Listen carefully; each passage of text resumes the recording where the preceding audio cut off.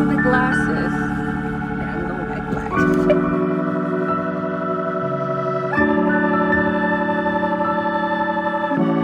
She's black.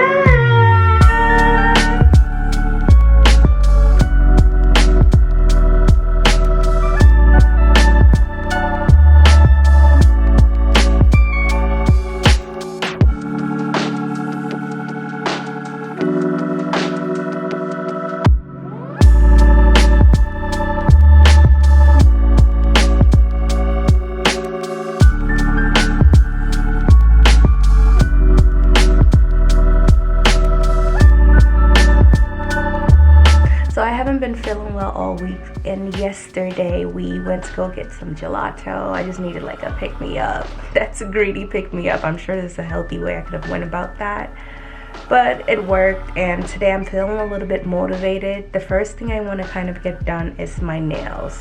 Like, I've had them for like 3 weeks now. The last time I did it was like in that Texas video, and I have not done them since. And the thing about my nails is that, one, is part of my self-care. If my nails are not done, I'm not feeling like up to par, and I can typically get away with it. But if it gets to that stage where the bottoms start lifting and it's snagging onto everything, right now I have my cornrows out and I want to rebraid them, but because of all the snags I'm gonna get from my nails, I can't rebraid my cornrows. If I can't rebraid my cornrows, that means I can't wear my wigs. If I can't wear my wigs, then what's the point of doing my makeup? And it just spirals from there. So I'm gonna just tackle, as part of like my trying to feel a little better, I'm gonna tackle my nails first, and I will probably like link a different video where I show you like in depth how I do it. Gonna work on getting my nails done so that I can do my hair, so that I can wear my wig, so that I can zhuzh myself up. But that's a long-winded way of just checking in, and I will just bring you along on the rest of the weekend. Bye.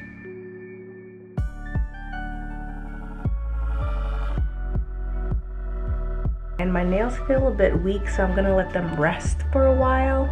If you haven't seen the video of me completely taking off my acrylic nails, please be sure to check it out. I'll put it up here. Anyway, off to Target, and I'm gonna do my eyebrows. I know I wanted to keep my hair brown and get in the fall spirit, but the fall spirit ain't for me. And I don't think I have what it takes to have brown hair. I mean, it was fun while it lasted, I'm not even gonna lie, but it's just not a look for me. Yeah, pick up hair dye, pick up some batteries, and do my eyebrows. That's it. I'm so disoriented because my camera, now that I want to like pump out content, like my camera want to act funny, but we'll get that situated, and yeah.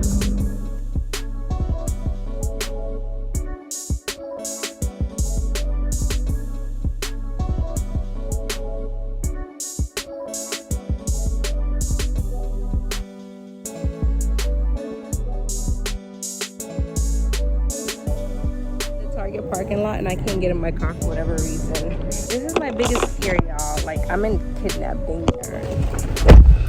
Okay, lock. All right, first things first, let me change this key fob because I'm tired of coming into this car looking like a criminal. Was finally able to get into the car. Somehow it just like snapped open, so I was able to get in the car, but I still wasn't able to change the battery. I was out there for like 10 minutes. I'm sure people thought I was either keying up this car or I was trying to steal it. I'm pretty sure somebody has already called 911. Or I'm doing a little rant session, but see why I don't like the brown hair? Like, when my black hair is dirty, my black hair is dirty. But when my brown hair is dirty, God, it looks like I need a shower. This hoodie is going back on. This hoodie is going back on. Ain't nobody got to see all that.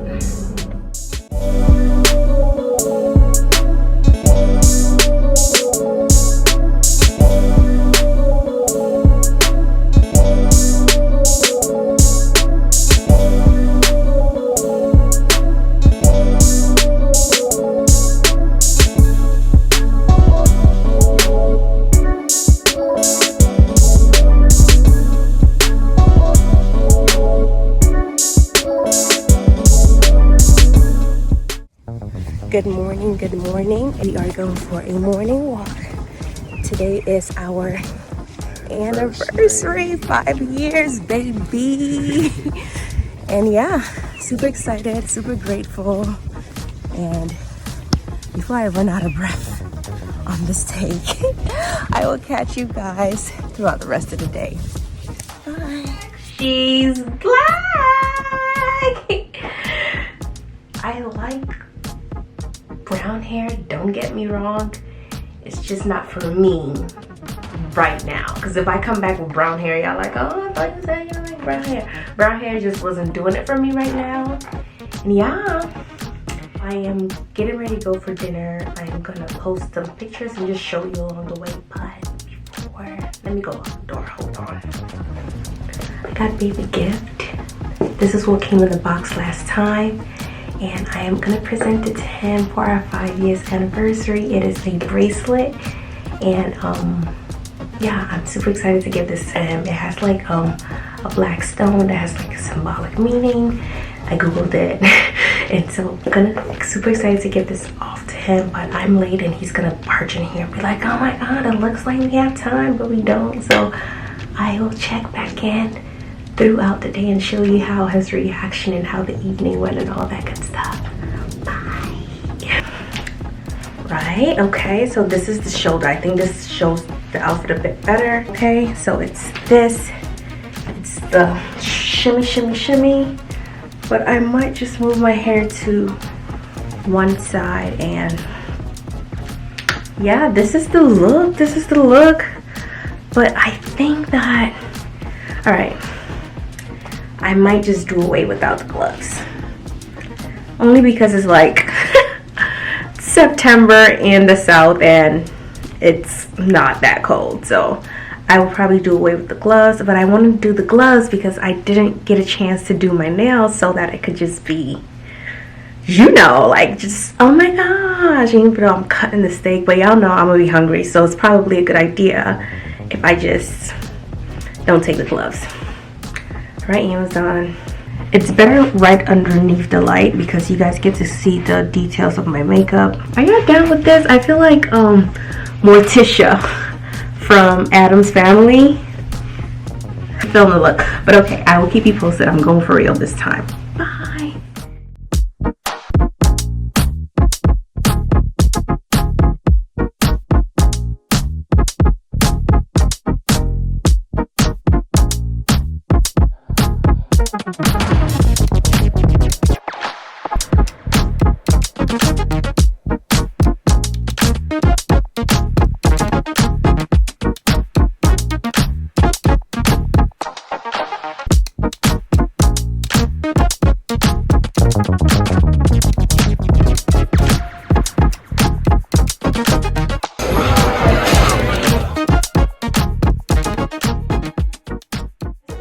For the video, and I wanted to just cap it off with 5 things that I've learned in our 5 years of being married. The first thing is nobody has the ability to read minds.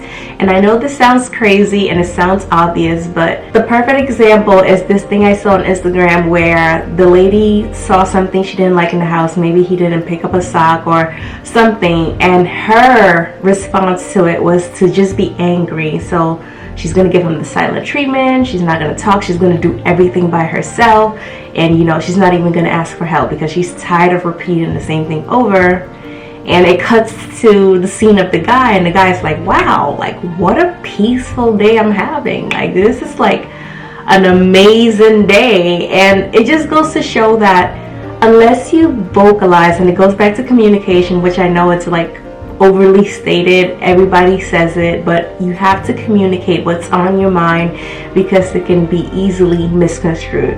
This is one example of it. I'm guilty of that. When I'm upset and I've been asking for the same thing over and over and over, I'm like, you know what, I got it, I can do it. And then I begin to do it, and it just comes with frustration and tiredness and irritation when you could just simply communicate to your partner what it is that you're trying to say. And even if it takes a minute, even if it takes a bit of repetition, as long as you're communicating openly and honestly, it's gonna really help the marriage a great deal. The next point is to be open to compromise and flexibility. And the reason why I say this specifically is because we all have different upbringing. You and your partner weren't raised the same way. You guys weren't exposed to the same things growing up. You guys just have different ways that you were brought up. So of course your viewpoints on certain like major things or simple things are going to be different. An example of this in my marriage was that my husband likes Saturday was cleaning day for him in his household. And so on Saturdays when he wake up, the expectation when we first got married was that, you know, I'll be going around the house cleaning. And as he also likes to admit, I'm a Monday through Friday kind of cleaning person. Monday is to declutter, Tuesday is to tackle tops, Wednesday is to tackle floors, and then Thursday, Friday I'm putting the finishing touches on things, because I just don't think, for me, that it makes sense to spend an entire day or a moment cleaning when I can kind of be cleaning all throughout the process to prevent it from being dirty in the first place. So just stuff like that. And this is of course an example of that, but it can travel to many different places. It may be your viewpoints on raising children. It could be your viewpoints on finance. It could be your viewpoints on how money should be spent, or certain things that just you grew up knowing a certain way, but it's gonna be different because the two are becoming one and coming up with their own way how things should be. Back to the first point, speak up about these things, but be open to that flexibility. It's not just what you know and what you know is the right way. It's an opportunity to learn, and maybe even if your partner is doing something better that you can incorporate in your way of living, and if you're doing something better that they could perhaps incorporate in their way of living, be open to that compromise. The third and fourth thing kind of go hand in hand. I have like a lot of things to say, but I want to say trust, but I want to kind of pair that up with respect. If you trust somebody, you kind of respect that they will do the right thing. And I was speaking to somebody recently, and they told me something that has stuck with me so much, and they said you can't be somebody's Holy Spirit. Like, you can want the person to do right all you want, which will kind of put you in a place where maybe you feel like you have to do some snooping. Maybe there's trust has been broken, because it happens. Trust has been broken. You can't trust again. What I've learned is that I have to be willing to just trust blindly. I trust that my partner is doing the right thing. I trust that my partner is respectful of the marriage. I trust that he submits to the Holy Spirit and the Holy Spirit deals with him. And vice versa, he has to trust and respect that the Holy Spirit is dealing with me. And so there is that weird dance that happens when there's mistrust and there's disrespect happening in a relationship. And I think that contributed a lot to the growth of my marriage and has been a great pillar for us and a foundation for us in everything that we do. So trust in our business, our finance. We don't trust that my partner can trust me that if I have his credit card, or I'm not like, you know, going crazy with it. It's an earned trust. And also respect the fact that, you know, if I do make like a very large purchase, it's going to be reasonable and well thought of. And of course it took a little bit to get there, but it is something, trust and respect, as long as, again, back to that first point, it's communicated why these things are important. It's easy to trust and respect somebody, and that has been like something that has held us together so much and in so many different ways. So the fourth thing that I have here is spending time together. Spending time together, always bonding. It's 5 years, and prior to that, you guys know from other stories that I've told that we've known each other since I was 15 and he was 16. But we've known each other for a very long time, and even then, there are things that we don't know about each other because we're not like conjoined twins, you know? So spending quality time with each other. And it's not that you don't even know each other, right? It's that new situations arise that you would like to see how your partner talks through it or thinks about it or reasons about it. Quality time has been super important because we are moving into different territories that I may not necessarily be exposed to. So in these new territories, in these new ventures, it's important for me to kind of spend time to know again, how we're going to tackle these things. Those communications happen in quality time. If you're not spending time with one another, how are you working on your communications to nurture, like, say, a point like trust and respect? It all goes hand in hand. And I think that spending quality time doesn't necessarily mean like being on top of each other, because I think when people think quality time is like, oh, like, I don't want a clingy partner, I don't want somebody who's with me all the time. It's not necessarily that. It could be 5 minutes of quality time where you go on a walk and you talk about, like, I don't know, how we're going to handle our finance this week, how we're going to handle these upcoming trips. Like, it could be anything, but as long as that quality time exists, it kind of brings you back when you're kind of drifting apart. It centers you, so you could set like a weekly cadence, a monthly cadence, or if you guys are super busy because life happens, you can set like a quarterly cadence. And I think that has really helped us being intentional about our quality time and how we spend time with everyone, but specifically amongst ourselves. Now, point 5 is patience. Patience. And I gotta publicly thank my husband, because he's such a patient man. I'm not always so patient, but patience go a long way, because you are gonna find yourself repeating things in a marriage. Unfortunately, you don't say something once and it's like taken.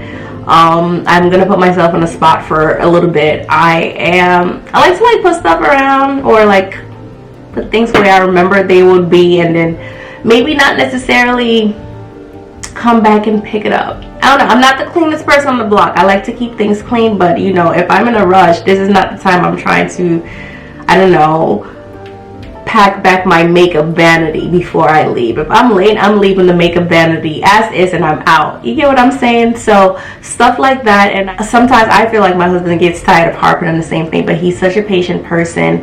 And I think if I could learn a bit of patience, it will go a long way, even longer way. But being patient with one another, because again, you got to remember that this person or this partner, or like my partner, let me use myself, my partner comes from a different background. I come from a different background. So I'm learning his way and he's having to learn my way. So it's gonna take time. It's not something that happens overnight, over a couple of months, over a couple of years. Some things take a lifetime. Just think of the last time you tried to go on a diet and I mean, maybe I'm speaking to myself, but where you started the diet and it, like 2 weeks down the line, you were back eating the bad things, something you said you weren't going to eat, something you said you weren't going to do, and before you knew it, you were back doing the same thing. It's kind of like that with relationships too, and behaviors, especially ones that we picked up from such a young age.